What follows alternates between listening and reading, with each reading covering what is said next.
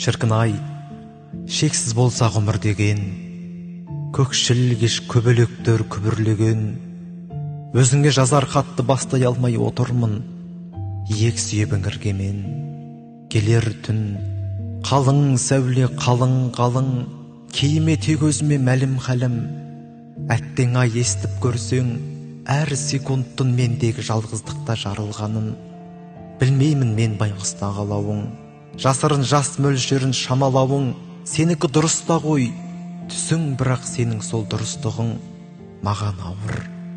Бақ пен сор, бар жүрекке құзыры бір, меңгеріп үлгерсек қой біз ілімін. Сен деген, сенем деген секемшілдеу сенделген сағыныштың қызырымын.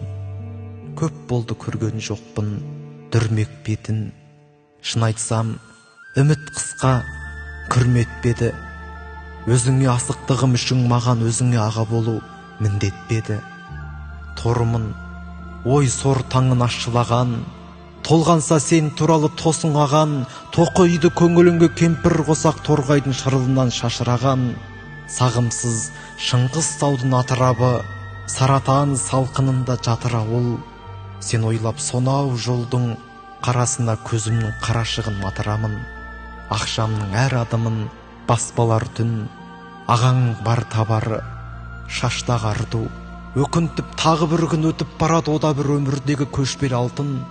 Осылай болғаны да дұрыс маған, түсімде түн көрейін күміс табан. Күлкісін саған ұқсас қыз баланың күрең от жапырағы ұстаған. Салармын шырқап қалай ида-идаға, өзіңді жат өзекке қимайдағаң.